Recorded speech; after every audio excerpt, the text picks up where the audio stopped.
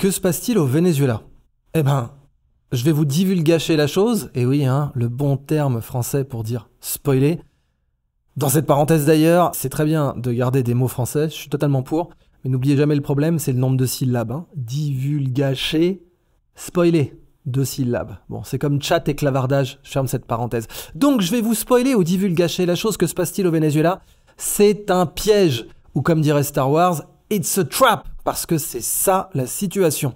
Je m'explique. On a Maduro qui envisage d'annexer l'Essequibo. Et oui, Camoulox, ça paraît un peu débile comme phrase, mais aujourd'hui, c'est ce que le Venezuela revendique, la possibilité d'annexer une partie du Guyana, l'Essequibo, une province qui est, surprise, surprise, riche en pétrole. La mierda del diablo, la merde du diable, ont dit certains Vénézuéliens concernant le pétrole, ce d'autant plus que, et c'est là qu'est le problème, le pétrole vénézuélien, il est super abondant, comme la merde du diable, mais il est aussi très soufré, toujours comme la merde du diable, on reste sur le thème. Et oui, le pétrole vénézuélien, il y en a plus qu'en Arabie Saoudite. Ça c'est bien, vous avez plus de réserves au Venezuela qu'en Arabie Saoudite. Génial. Mais c'est du pétrole qui est heavy et sour. Donc vous avez 2 grandes dimensions dans le pétrole. Est-ce qu'il est lourd ou léger et est-ce qu'il est sour ou sweet? Donc sweet, pas de soufre, sour, beaucoup de soufre. Le pétrole vénézuélien est un des pétroles au monde qu'il faut le plus raffiner, alors que le pétrole saoudien, c'est le benchmark absolu, je ne sais pas comment on dit ça en français, du pétrole qu'on peut mettre à la pompe sortie du puits. Vous prenez du pétrole saoudien, quasiment vous pouvez faire le plein avec, j'exagère à peine.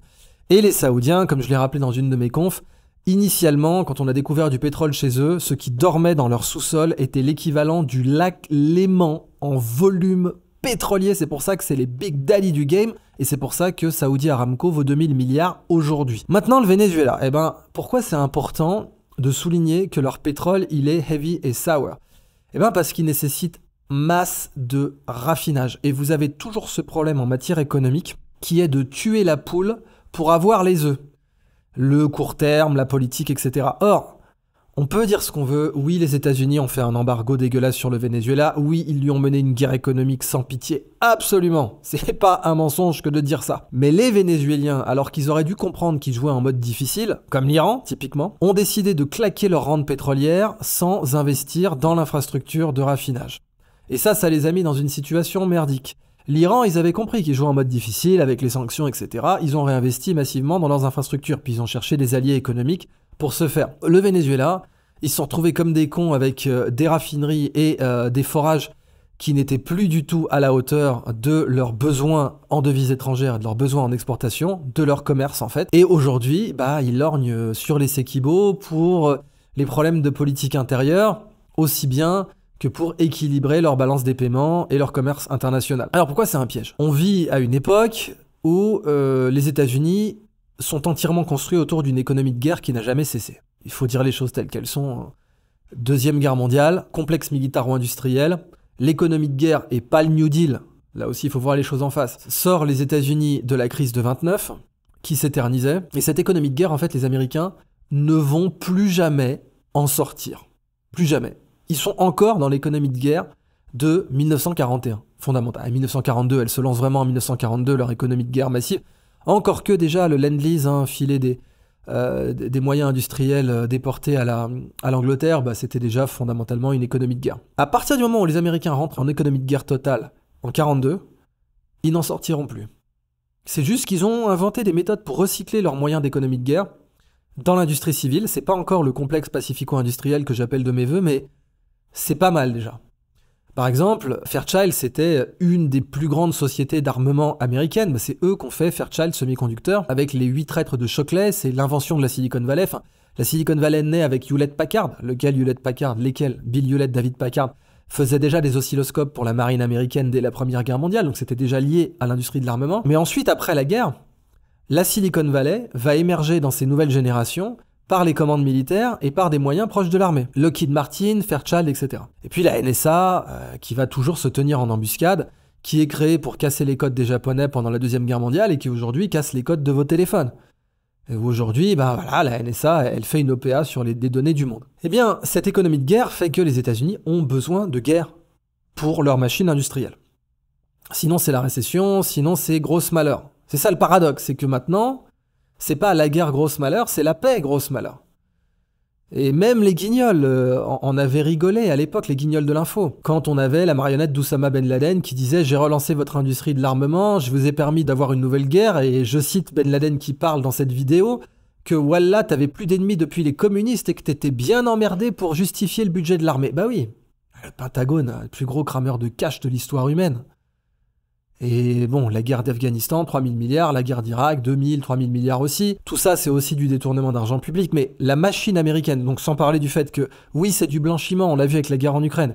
La guerre en Ukraine a démontré, sans la moindre ambiguïté, que ce qui était présenté par les fact-checkers, les inénarrables, les fantastiques, comme une théorie du complot, était exact, qu'il y avait une chaîne de blanchiment majeure impliquant le Parti démocrate, le parti le plus corrompu du monde. C'est depuis Tammany Hall qu'ils sont corrompus, les mecs, ça n'a pas changé. Il y avait du blanchiment, de dons vers l'Ukraine, de l'argent qui passait par-ci, qui passait par-mi, qui retombait dans les poches du big guy, les fameux 10% pour le big guy, ça s'est prouvé maintenant. Ça a été présenté comme de la propagande russe par les fact-checkers. Le New York Post avait vu son compte Twitter fermé à l'époque, avant que Elon Musk ne rachète Twitter en face X, et connaissent le feu de l'enfer sur lui à cause de ça, eh bien, ça s'est avéré exact. Oui, l'Ukraine était la machine à laver du Parti démocrate, et elle a permis de détourner des dizaines de milliards d'argent public pour des politiciens corrompus aux États-Unis. Mais pas que. Fondamentalement, la guerre est une drogue que sniffe l'économie américaine depuis très longtemps. Et elle peut pas se sevrer maintenant. C'est pas possible. De la guerre du Corée à la guerre du Vietnam, aux guerres du Golfe, la première entre l'Iran et l'Irak, où là aussi l'industrie de l'armement, Bechtel, typiquement Bechtel, qui est consubstantiel à la CIA, Bechtel qui fait des fortunes à chaque guerre, et Bechtel qui a voulu flinguer, et qui y est parvenu d'ailleurs, Saddam Hussein, parce que Saddam Hussein les avait endormis sur leur centrale nucléaire, leur programme nucléaire civil, avec plus tard aux Irak côté français, mais Bechtel devait construire tout un tas d'infrastructures en Irak que Saddam Hussein n'a pas payé. À partir de là, Bechtel s'est dit, bon, si la United Fruit Company ou si Dole peut faire des coups d'État, nous aussi, on va en faire et on va expliquer à Saddam que c'est nous les patrons, ce qui fut promptement fait. Vous aviez Halliburton aussi. Eh ben, c'est un très beau cas parce que c'est quoi l'histoire de Saddam Hussein et de là, techniquement deuxième guerre du Golfe, on va dire la première guerre du Golfe, parce que c'est comme ça que les médias l'ont présenté. Avant, on l'appelle plutôt la guerre Iran-Irak. Première guerre du Golfe, 91. Le grand frère soviétique n'est plus là. Pay attention parce que c'est important pour la suite. Les États-Unis y vont spécifiquement parce que l'URSS n'aurait pas permis d'y aller avant 90. Il faut attendre qu'elle se soit effondrée pour que les États-Unis puissent y aller. Et Dieu sait qu'ils y sont allés. Ensuite, ils ont embrayé sur tous les anciens pro-baasistes ou pan-arabes ou pseudo-laïques comme Kadhafi, comme la Syrie, etc. Et la Syrie, ils n'y sont pas parvenus parce que la Russie est intervenue. Alors, comment ça se passe ? On a, après la guerre Iran-Irak, Saddam Hussein qui dit j'ai eu des coups quand même dans cette guerre ultra sanglante, avec des millions de morts, avec des destructions massives de part et d'autre. J'ai eu des coups. Alors rappelez-vous, dans Lord of War, avec Nicolas Cage, ça en parle très bien, vous avez un vendeur d'armes auquel Nicolas Cage vante son admiration et dit voilà, quand même, vous êtes intervenu dans tous les conflits, etc. Et lui dit oui, mais attention, moi je vends pas seulement des armes, je prends parti. Nicolas Cage lui dit mais dans la guerre Iran-Irak, vous avez vendu des armes aux deux camps. Et il lui répond ça vous a pas effleurer l'esprit que je souhaitais le match nul. Et ça, c'est des méthodes de vendeurs d'armes typiques. Vous avez Basil Zaharoff, le grand seigneur, la référence des marchands d'armes, qui est cité dans Tintin, c'est la consécration. Basil Zaharoff, il arrivait en Grèce, il disait « j'ai des sous-marins à vous vendre », il en vendait un ou deux. Ensuite, il allait en Turquie et il disait « les Grecs m'en ont pris 2, alors vous devriez m'en prendre au moins 4 ». Et puis à la fin, aucun des sous-marins ne marchait. C'était ça la blague, au minimum. Et lui, il vendait des armes à tous les camps. Aucun problème, c'était un ancien proxénète d'Istanbul, donc il savait y faire. Il n'était pas turc ou ottoman en soi, mais il connaissait la rue et il est passé d'ancien proxénète d'Istanbul à épouser la noblesse européenne et à être plein aux as au Royaume-Uni. Comment ? En vendant des armes aux deux côtés. Pendant la guerre Iran-Irak, oui, certains souhaitaient le match nul, typiquement comme la guerre Ukraine-Russie, comme aujourd'hui les Ukrainiens sont en train de le découvrir dans la plus grande amertume, à savoir, oui, en fait, ce qu'on souhaitait, c'était que vous vous entretuiez comme des cons, et que toute la zone soit ravagée. Si ça pouvait faire tomber Moscou, c'était pas plus mal. Mais vous savez, vous les Ukrainiens, on en a rien à foutre de vous. Rien, vous êtes pas nos amis. Ou comme disait Kissinger, feu Kissinger, décédé récemment, être l'ennemi des États-Unis est très dangereux, mais être leur ami est fatal. Bon, voilà, la situation. Vous avez découvert qu'être l'ami des États-Unis est fatal. Qui d'autre l'a découvert ? Saddam Hussein. Après avoir fait la guerre au nom des États-Unis, dans la guerre Iran-Irak, il demande aux États-Unis à récupérer le pétrole du Koweït pour compenser ses pertes. Parce qu'en plus, le gisement pétrolier qu'exploite le Koweït est le même gisement que celui qu'exploite l'Irak, donc à chaque fois que le Koweït tire dessus, ça en fait moins pour l'Irak, et oui, parce qu'un gisement pétrolier, c'est un jeu à somme nulle. Alors qu'un gisement de connaissances, c'est un jeu à somme non nulle. Tiens, intérêt pour le Moyen-Orient d'essayer de développer les gisements de connaissances plutôt que les gisements de gaz et de pétrole, etc. Bon, fermons cette parenthèse comme la parenthèse du divulgachage au début de cette vidéo. On a Saddam qui se dit, bon, les Koweïtis sont en train de me la faire à l'envers, ils sont en train de pomper le pétrole, ça réduit mes réserves, alors je vais envahir le Koweït. Et là, toute la splendeur de la diplomatie américaine, vous savez, le Koweït, c'est pas important, c'est une affaire régionale. Allez-y. C'est ce que lui a dit la diplomatie américaine en 90-91. Eh ben, il y est allé. Et il avait juste oublié que la diplomatie américaine, faut pas la croire. Il faut davantage croire des sushis de station-service que la diplomatie américaine. Et il y est allé, et là, tollé international, mon Dieu, regardez, Saddam Hussein envahit ce pauvre petit pays qu'est le Koweït, et puis bon, l'affaire Naïra, l'affaire des couveuses, pour bien mobiliser tout le monde, oui, les enfoirés de soldats irakiens ont pris les bébés dans les couveuses et ils les ont jetés par terre parce que ce sont des bourreaux d'enfants, comme les Allemands étaient représentés pendant la Première Guerre mondiale, etc. Bon, on sait que Naïra c'était du flanc, que c'était la fille d'un ambassadeur du Koweït aux États-Unis. Ok, ça vous servira de leçon à chaque fois qu'on fait de la pédophrastie, c'est-à-dire qu'on utilise des enfants pour justifier quelque chose de politique, souvent d'ailleurs des tonnes de morts, parce que bon, les couveuses c'était faux, mais les 500 000 bébés irakiens morts à cause de l'embargo sur les médicaments, ça par contre c'était vrai. Eh bien, Saddam Hussein a compris dans la douleur qu'il s'était fait avoir. Et qu'on avait beau lui avoir dit oui, envahis le Koweït. En fait, non, fallait pas envahir le Koweït. Eh ben, laissez Kibo maintenant. Vous croyez vraiment que les États-Unis vont laisser le Venezuela envahir les Essequibo? Je veux dire, Maduro croit vraiment que les États-Unis vont laisser son pays envahir les Essequibo? Ah oui, le Guyana en face, c'est rien. Ils ont pas d'armée, les mecs. Je suis d'accord, c'est l'Islande. Bon, l'Islande, ils ont vraiment pas d'armée pour le coup, mais là, ils ont 2-3 gars, très bien, pour lutter contre les orpailleurs clandestins, pour lutter contre le trafic de drogue, à la limite.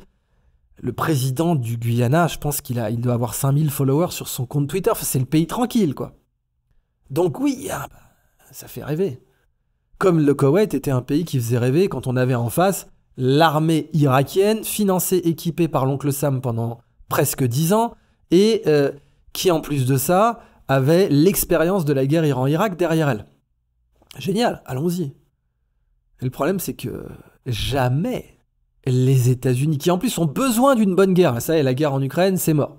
La guerre en Ukraine, c'est fini, on voit bien, ça va pas durer. Bon. Mais ils ont besoin d'une bonne guerre. Pour unifier le pays, pour continuer à avoir des dépenses militaires mirobolantes, pour faire oublier tous les problèmes qu'il y a dans leur nation, ils ont besoin d'une guerre. Ah bah une petite guerre de l'autre côté du golfe du Mexique, avec une logistique aux petits oignons. Eh oui. Parce que, à la guerre, les amateurs parlent de stratégie, mais les professionnels parlent de logistique. Bon, autant la logistique ukrainienne, c'était la merde. On l'a vu, mais ça, l'OTAN le sait depuis le début. Je veux dire, la logistique de l'OTAN, les usines, elles sont aux États-Unis, il faut traverser l'Atlantique, et il faut ensuite équiper plein de pays en Europe de l'Ouest. C'est pas évident. Et pour l'Ukraine, pire que ça, ils étaient habitués à des armes soviétiques, alors allez leur trouver des munitions pour ces armes. C'est ce qui s'est passé. Donc aujourd'hui, l'Ukraine a démontré que toutes les logistiques de l'OTAN sont mauvaises, sont pas du tout à la hauteur du défi, et évidemment que l'OTAN est en position de faiblesse. Mais par contre, face au Venezuela, qui est dans l'axe du mal, rappelons-le, depuis George Bush, c'est dans l'axe du mal le Venezuela, parce que l'axe du mal, c'est tous les gens qui ont eu le mauvais goût de faire des contrats pétroliers pas en dollars. Alors maintenant, ça s'évoque avec une grande sérénité, même l'Arabie Saoudite l'évoque, mais à l'époque, en 2001, 2002, 2003... c'était rentrer dans l'axe du mal et être considéré comme le descendant d'Hitler, fondamentalement, parce que c'est clair que Hitler, la pire chose qu'il a dû faire, certainement, c'est de faire des contrats pétroliers en Deutschmark, hein. De toute évidence, il a rien fait de pire. Bon bah, ça vous met au même niveau qu'Hitler quand vous faites ce genre de conneries économiques. Bon, envahir le Venezuela pour l'oncle Sam, easy. Easy. Opération d'une grande facilité. Ça y est, l'Irak c'est fini, l'Afghanistan c'est fini. On a besoin d'une bonne guerre. Alors certes, l'armée de l'oncle Sam, elle va plus. Entre le wokisme d'un côté, la mauvaise logistique de l'autre, la raison de se battre par-dessus tout ça, oui, l'armée de l'oncle Sam, elle va pas bien, je suis d'accord. Mais bon, quand même, le Venezuela, c'est piece of cake. C'est d'une grande simplicité pour l'oncle Sam d'envahir le Venezuela. Et je suis convaincu qu'ils n'attendent que ça. Enfin, je veux dire, comment Maduro peut croire une seule seconde qu'il peut parler, qu'il peut montrer des cartes avec je vais annexer les Essequibo. Les Essequibo fait partie du territoire national vénézuélien. Et que l'oncle Sam va rien faire. Alors qu'ils n'ont pas l'arme atomique, évidemment, s'ils avaient l'arme atomique, ça serait un autre délire. Mais que l'oncle Sam va rien faire, alors que c'est littéralement de l'autre côté du golfe du Mexique. C'est 2 jours de bateau, le truc. Genre un bateau militaire, même, peut-être 1 jour et demi, j'en sais rien. Donc, c'est ça, en fait, l'analyse principale, selon moi, qu'il faut avoir sur l'Essequibo. C'est un piège. Le Venezuela donne l'impression de vouloir rentrer dedans tête baissée, ce qui serait évidemment une connerie faramineuse. Le Venezuela devrait davantage s'occuper de faire venir de l'investissement étranger au calme et d'exploiter le pétrole qu'il a déjà, et de réinvestir dans ses infrastructures de raffinage et dans ses infrastructures en général de forage, de livraison, etc., de certification. Tout le monde me dira non, mais c'est parce qu'ils ont eu les sanctions américaines. L'Iran les a eu aussi.